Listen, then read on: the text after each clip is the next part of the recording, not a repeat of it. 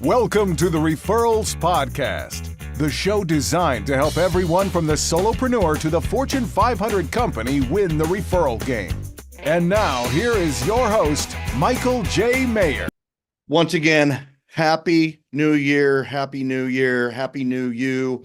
And we are in the midst of our 7-part series, Rise and Thrive in 25. These are the foundational steps and foundational concepts to truly build your referral-based business on a base of love, generosity, and appreciation. Today, we continue, and today is you getting better as you launch your new year into a new stratosphere and you truly understand what it means and what it takes to build a referral-based business. Enjoy today's episode and rise and thrive in 25.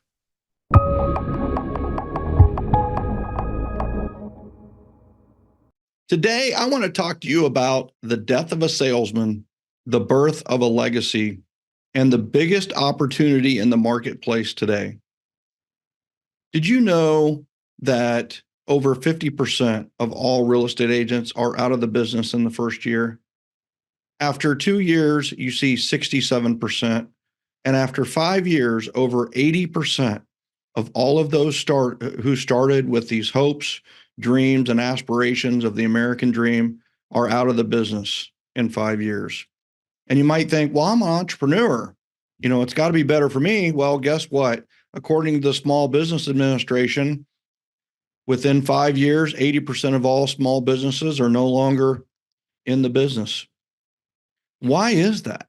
Have you ever thought about that before? It reminds me of a play called The Death of a Salesman. And The Death of a Salesman was written by Arthur Miller, later to become Sir Arthur Miller.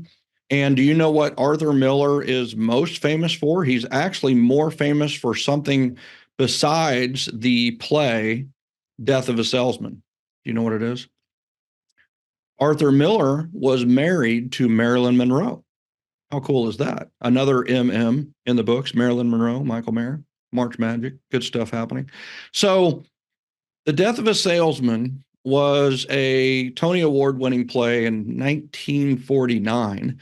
And Arthur Miller wrote it, and it ended up winning a Tony Award and many other awards. It ended up, being on Broadway and other places, ran for like 750 consecutive weeks. It was super popular. After World War II ended, it was one of the first plays that was put into Germany. And when they did the play in Germany, they would have 3 or 4 standing ovations after it, and the crowd would not want to leave. It was that impactful of a play. And the big part of it was the American dream. That and freedom. And what is America all about? And spoiler alert, the salesman, Willie Loman, in the play dies. Now, can you guess how the salesman died? Can you guess how the salesman died? Some may guess that it was a heart attack, or, in real estate, we have a thing that we say, old realtors don't die, they just become listless. And for the non-realtors, they have no idea what I'm talking about. But to the realtors, they definitely get that, because we have to list to last for sure. Well, here's the thing. The salesman in Death of a Salesman ended up committing suicide. And I think it's actually a really good microcosm or kind of example of what happens to realtors and small business owners as they go through the cycle of being a business. And I want to put it out there. I want to just throw it out there that maybe what's happening is people are committing professional suicide when it comes to real estate and business, and they shouldn't. And in many cases, coaches, trainers, people, they just say things like, well, that person wasn't cut out for it. It was their drunk monkey, or they just couldn't do it. They couldn't hack it. They couldn't make it. And I don't think we need to blame the person. What if we blamed the process? What if we blamed what was taught in sales instead of blaming the person? What if you forward this one podcast episode to someone or YouTube video to someone in business or real estate, and it ends up saving their professional life? That would be terrific. And it could happen, because I think that we need to kill the sales process as it is currently taught, and we need to develop the birth of a legacy. And that legacy is a legacy of love, generosity, and appreciation. And to do that, we need to understand 3 cycles. Let's talk about sales for about 15 minutes. So the one thing I want to say is, the traditional sale, and by the way, is the sales process working? The answer is no. The traditional way that the sales process has been taught is not working. You look at real estate. 4 out of every 5 realtors will be out of the business in 5 years. Think about that. 80% are going to be gone. And some people say those numbers are even lower. They're saying it's 3 or 4 years, not 5 years. But 80% of all realtors are out of the business in 5 years or less. Crazy. Here's the other thing. You might think, well, I'm an entrepreneur. I'm a business owner. I'm not under those. Yeah, guess what? Business owners, according to the Small Business Administration, 4 out of every 5 businesses out of business in less than 5 years. Why is that? Why? I think that's sad. Essentially, professionals, business owners are dropping out of the dream. They are committing professional suicide and no longer are in sales or in business because of one thing or another. And I'm telling you, I think I have the answer. Why is that? Well, I think the first reason is because of how sales is taught across the world and has been taught for hundreds of years. And that is the chase method.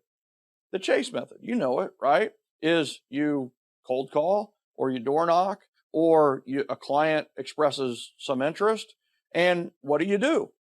Right? You chase them, and you're taught to chase, and you chase them. Well, here's the thing. Have you ever been chased?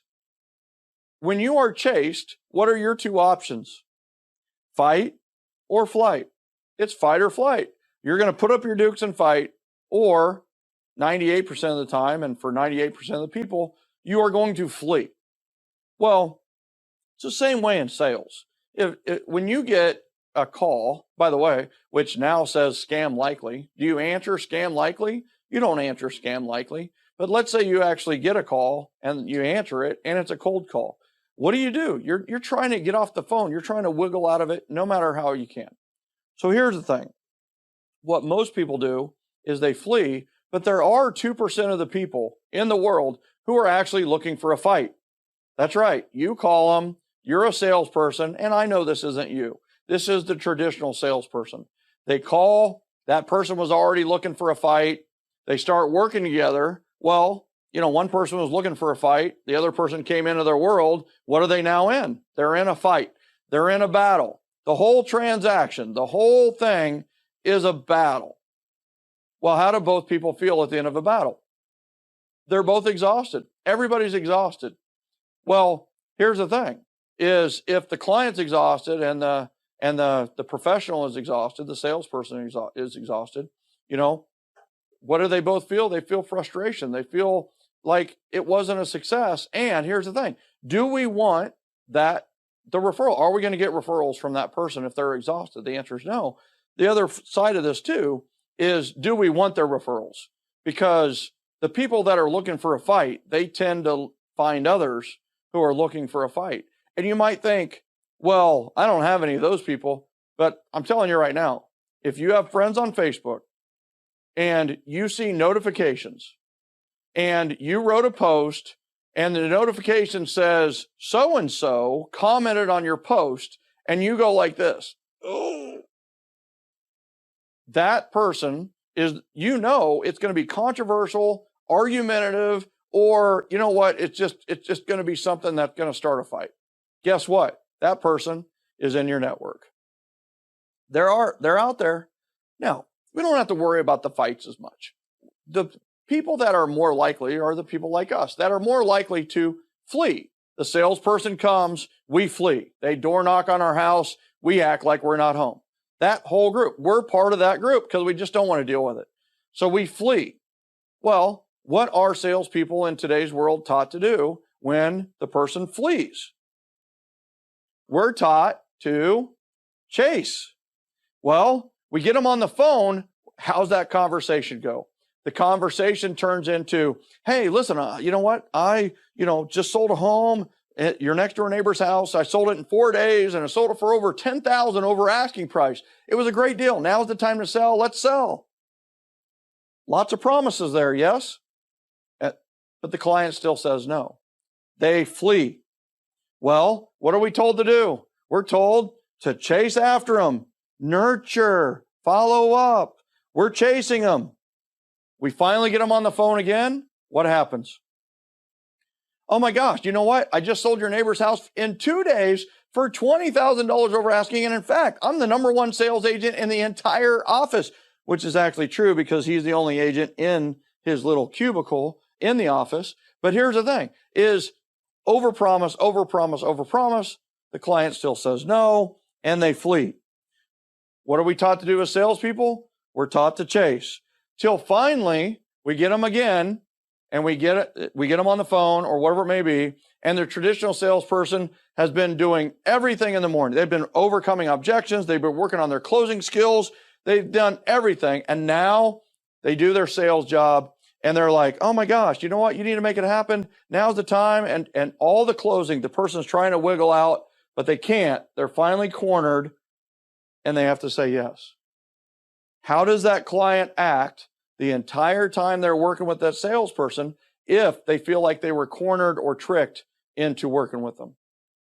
They're looking to get out the whole time. And guess what? The traditional salesperson has given them the out because they've overpromised the entire way. Well, when you've overpromised, there's only one way to deliver, and that's under-deliver.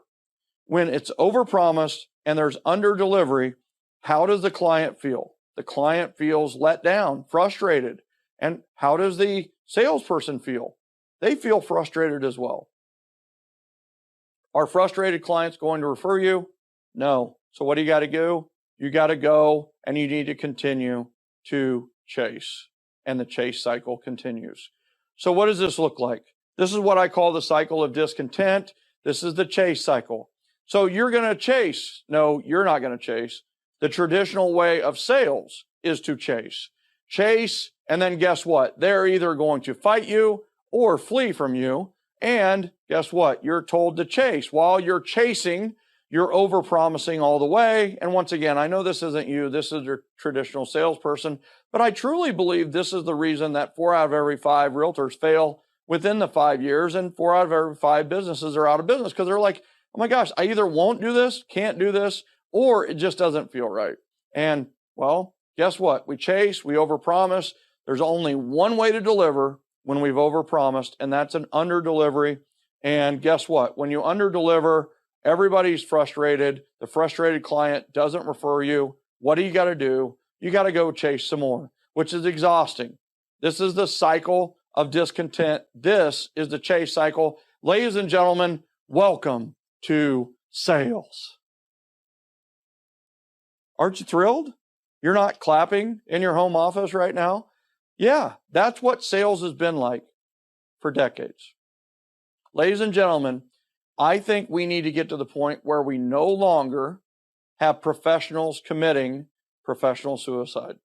I truly believe there's a better way. And guess what? It's simple. It's small. It's easy. It's the referral cycle. You get referrals, and you know what you do with referrals? You tell them the truth.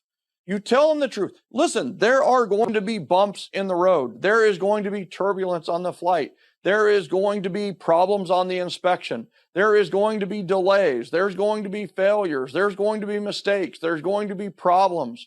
You tell them the truth. And I would suggest you tell them the worst case scenario or a nuclear case scenario. Tell them the worst of the worst. But you know what? You can do that with referrals. You can be honest with them. You can tell them the truth. And here's what happens when you tell the truth. Good things happen when you tell the truth. What happens when you tell the truth is, guess what?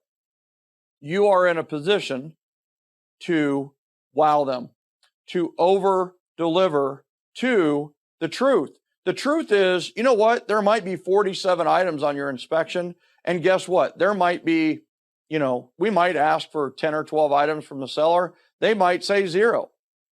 I just want you to know that. And then when there's only 20 items on the inspection and we ask for 15 and the seller actually does 8, our seller is thrilled. But here's the other part of this. What if the seller actually comes back and says, we're not going to do any repairs?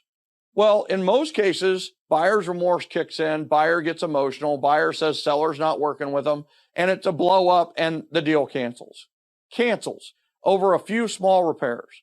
But you know what? Not my buyers, not your buyers, because we've prepared them with the truth that the seller may or may not do anything. And in fact, there's something in our business called as is. It happens often. My buyer, your buyer, because we've warned them, here's what they think. Well, Maher said that maybe they wouldn't do anything. So guess what? We have a decision to make. Will we take the home as is or not? 9 times out of 10, they take the home as is, or we go back for one more item. Hey, maybe, hey, how about if you do the refrigerator? How about if you do this? So the thing is tell them the truth, which is in turn under promising. And then when you just do your job, you are actually wowing them and over delivering. Well, what happens to wowed clients? They refer you more. Ladies and gentlemen, that's the referral cycle. How many of you would like more people on the referral cycle? A lot of you. What's interesting is we need to look at the chase cycle versus the attract cycle. What's interesting about this is look at how many steps the chase cycle has. And I didn't even put all of the touches that you're going to have to go through to chase down a potential client. I cut those out. But look how many steps are in the chase cycle, and look at how few steps are in the referral cycle. So fewer steps means fewer mistakes and also a much faster sales process, which leads to more sales, more money, more profit, more prosperity, and so on and so forth. So the nice thing about this is when you compare it, all arrows lead to the referral cycle. If you want more people on the referral cycle, you want more referrals, quit chasing and start attracting. So how do we attract people? How do we get more people on the referral cycle? I bet you want to know that. Here's the answer. The answer is the generosity cycle. Yes, it starts with generosity. You need to lead with generosity.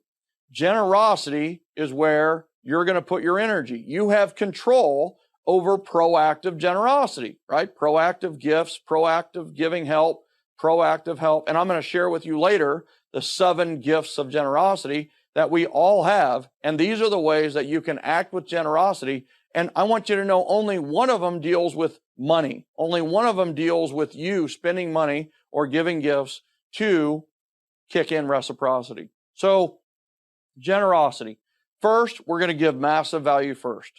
What happens in turn when we are generous? What happens is reciprocity. Reciprocity means that, guess what? They're going to give back.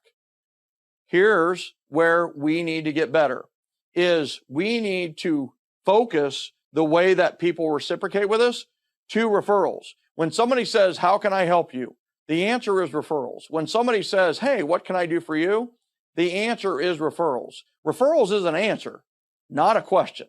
Referrals is the answer when somebody says, how can I help you? Or what can I do for you? When people are looking to help us, we need to make sure they know the finest currency in our community is referrals. I'm going to repeat that. The finest currency, the currency that has the most value in this community, your tribe of trust, is referrals. That's the finest way to repay you. That's the finest way to repay each of the people within that community. Referrals is the core to your referral community. Now, what does referrals lead to? What kind of business would you have if you were getting all these referrals? Well, you would have a very profitable business because you're not spending any money on marketing and you're not spending any money on buying leads. You don't have to do that because you're getting all these referrals. Well, guess what? When you get a lot of referrals, your business is profitable. Well, your business is making money, which, just so you know, that's what your business is supposed to be doing. I know many of you are running unintentional nonprofits. I get it. No more of that. It's okay to be ridiculously profitable. It's okay. It's okay to be ridiculously profitable. It's okay to be ridiculously profitable. Bring it in, rake it in. You know what's going to happen with you when you get a lot of profit? When your business makes a lot of money, you're going to do a lot of good with it. You need to be making the money because you know what? It's not going to just stay there. You're going to do great things with it. You're going to make a difference with it. You're going to help a lot of people with it. Damn it. Profit. I'm telling you, earn it. Bring it in. It's okay. And then pay a bunch of taxes. Everybody's happy that way, right? Ugh. So here's the thing. Profitability. Your business is making a lot of money. Now what kicks in? Well, what's more important than your business making money? Whoa. A lot of times when I'm asking this with live audiences, they'll say things like freedom, choices, family, relationships, health, all of these great things. If you roll all of those words into one word, I truly believe that one word is prosperity. Ladies and gentlemen, profitability leads to prosperity. Prosperity, watch this, leads to more generosity. But here's where the generosity cycle takes off. That generosity is not at the same level. That prosperity has led to higher and more powerful generosity, which leads to higher and more powerful reciprocity, which leads to higher and more powerful referrals, which leads to higher and more powerful profit, which leads to higher and more powerful prosperity. And guess what? Once again, it just builds on itself. This is more of a helix than it is a cycle. It's more of a spiral staircase that is getting more and more powerful as you go up than it is just simply a cycle. But here's the way we need to look at this. We need to look at this as a bicycle. Bicycle, get that? Bicycle. So we have two cycles here. So you've got the front cycle, you've got the front wheel of a bike. Well, what's interesting about the front wheel of a bike? The front wheel of the bike is there for balance, and it's there for guidance, and it holds the steering wheel. And guess what? It's always in front of your eyes. Keep referrals at the forefront of your business and your communication at all times. Let referrals be the guide for everything you do in business. Let referrals be the guide for everything you do in business. Keep it in front. But what's interesting about the front wheel as a difference to the back wheel? Well, the front wheel, there's no drive to it. Where do we put our energies? Well, guess what? That is the generosity cycle.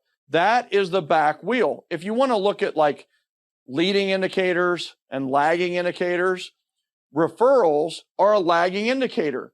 You don't necessarily have a lot of control over the referrals you get, but you do have control over proactive generosity. Generosity is the back cycle. You need to put your energies on a daily basis.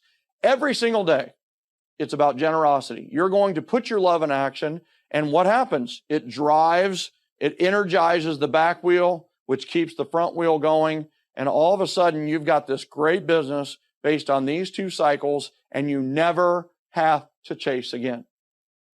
Quit chasing. Start attracting.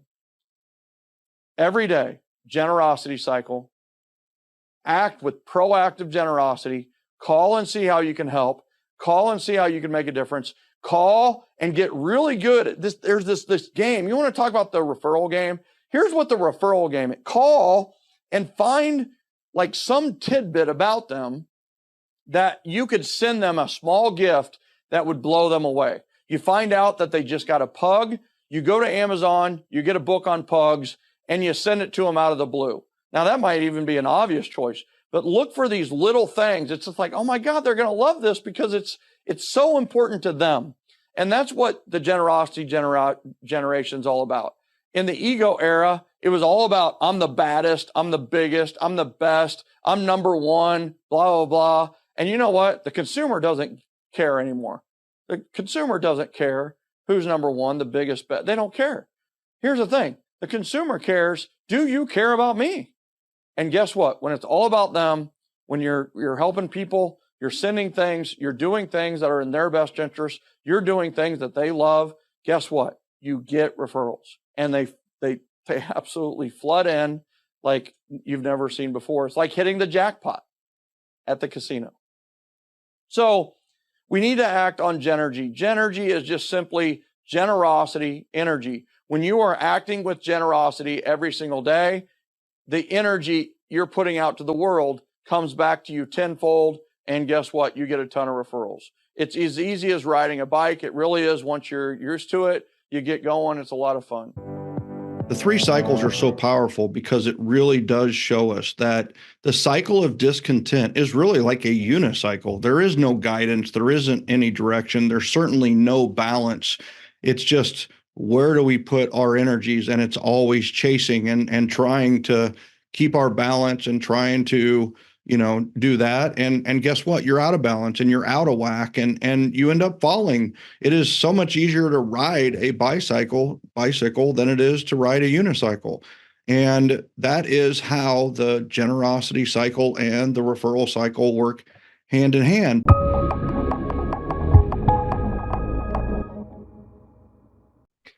Wow. What a terrific episode. I hope you enjoyed today's episode and you are enjoying this 7-part series on Rise and Thrive in 25. I absolutely love the content and concepts that we are going through to help you have a base of knowledge to build your referral-based business off of. Hey, listen, can you imagine a business based on love, generosity, and appreciation? Can you imagine your life built on a base of love, generosity, and appreciation? And shouldn't your business and your life be aligned? Why would you want to go to work and act like a completely different person, right? You don't. You want to be in alignment. You want to be in congruence. And guess what? This is what we're teaching. This is what you're learning. If you enjoyed today's episode, first of all, do yourself a favor. If you're on the podcast, then make sure you subscribe to the podcast so that you get continuing episodes of Referrals Podcast. If you're on YouTube, make sure you subscribe there, hit the bell, let us know what you think, and also make sure you're subscribed so that you get indications and notifications when the next ones come up. Also, while you're here, if you enjoyed what you heard, you want to get more information, I've got a couple of great resources for you. Join gengen.com. Join the generosity generation. We are in the midst of the generosity generation. We have all graduated from the ego era to a more powerful nation called the generosity generation. And if you enjoyed what you're hearing today, you're going to be a great member, and we want to refer you and we want your referrals. Join gengen.com, joingen.com. And then also, listen, get some help. As you hear the concepts, wouldn't it be great to talk to someone who can listen to you, understand where you're going, hear you, truly hear you, and then help you make it to the next level, help you put in a plan for the next level? Do yourself a favor and go to callwithcoach.com. Callwithcoach.com. Get signed up with one of our strategic coaches. This is 100% a call about you. No sales, no pitch, no obligation, no cost. Crazy, cool, make it happen. So join gengen.com, callwithcoach.com, make it happen. And also, I'll see you on the next episode of Referrals Podcast.